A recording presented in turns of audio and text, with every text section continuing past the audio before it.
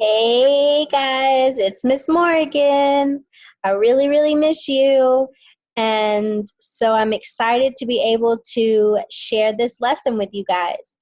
So today we're going to be reading a story called Plant a Pizza. That's weird, plant a pizza? I can't plant a pizza in the garden and watch it grow. But this story is about how you can plant the different ingredients to make a pizza. And then you can make your own pizza at your house instead of having to order it or buy it at the store. So we're going to read the text together, and then we're going to go over the questions that you have to answer. Once you answer the questions, then you have to turn your paper back into me for a grade. So I'm going to share my screen.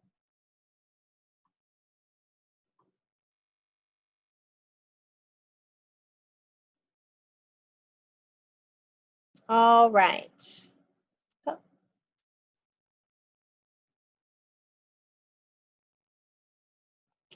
Okay, so here's our text. It says, listen to Mrs. Moore read this text aloud to you. Then answer the 5 questions at the bottom of this page and turn it back in. So here's our story. Plant a pizza. Okay, so you can't grow your own pizza in a garden. But if you follow these instructions, in a few months, you'll grow your own delicious toppings. Be sure to plant these ingredients in a sunny area.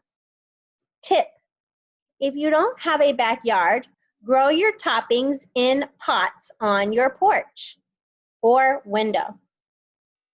So the next part is talking about what you'll need, or the ingredients, the materials that you will need for your garden, your pizza garden. First, you will need tomato seedlings, green pepper seedlings, and basil seeds. Wait a minute. Tomato seedlings, green pepper seedlings, but this says basil seeds. So I think that seeds and seedlings are different. But let's look at the picture. So here is a tomato and the tomato seeds next to it. But this second picture is a picture of the little bitty plant. So this is the seedling. It's when the seed has started to grow just a little bit, and it has a really small plant already coming out of the dirt, out of the soil. So this is the seedling. So for your ingredients, you have to have the seedling, not just the seed. Same thing for the green pepper seedlings. You look in the second picture right here. This is a picture of the seedlings. It's the really small little plant. It's really little. But for the basil, all you need is the seeds.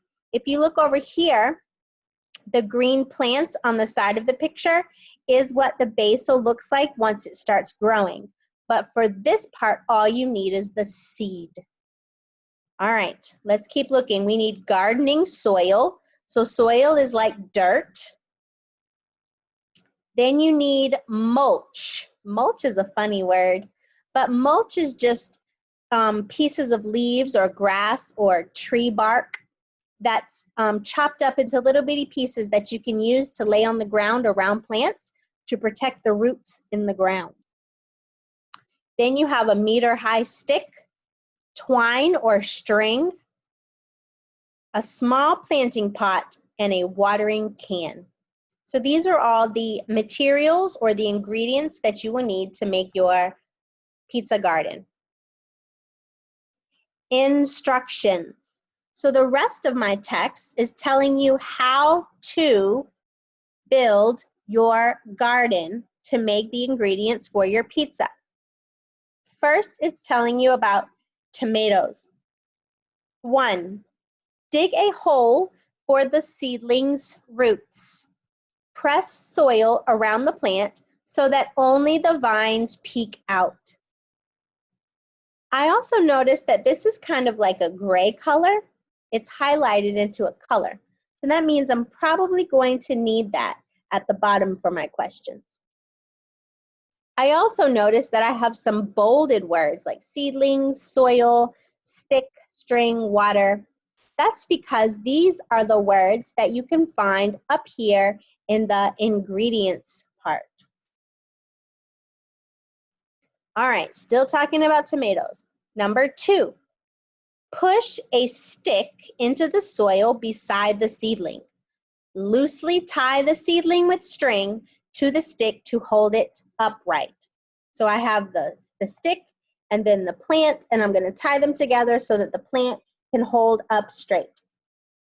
Number 3, water your plant whenever the soil feels dry. 4, when the tomatoes have turned red, they're ready to be eaten. Don't forget to wash them first. Now let's talk about green peppers. 1, dig a hole for the seedling's roots. Pack soil firmly around the seedling and surround it with mulch. There's that word mulch, which is such as cut grass or fallen leaves, to keep the roots wet and the weeds away. 2, water the pepper plant whenever the soil feels dry. 3, when the peppers are at least the size of a tennis ball, they're ready to eat. Cut them off with scissors. Pulling will hurt the plant. So when they're about this big, that means they're ready, and I have to cut them and not pull it because then it can hurt the plant. All right, here's the last one, basil. Fill a pot with soil, leaving room at the top. Well, this one's different. The other ones did not tell me that I needed a pot, but for the basil, I need a pot. So fill the pot with soil, leaving room at the top. 2, dig small holes in the soil to put the seed in each hole. Lightly cover seeds with soil. Water only as needed. Herbs like basil do not need much water. When groups of leaves start to show, they are ready to eat. Pick basil leaves in the morning before the sun dries out their oils. 5, always leave a few leaves near the stem's bottom. This way, more leaves will grow. If you see the flower buds start to grow on the plant, pick them off. They take away from the plant's growing power.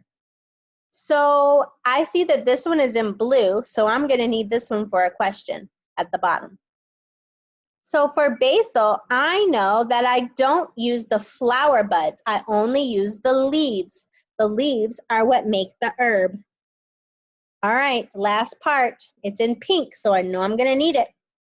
By making your own handmade pizza, you save cardboard pizza box, 1 delivery driver's gas, 1 plastic pizza box holder, 1 paper receipt.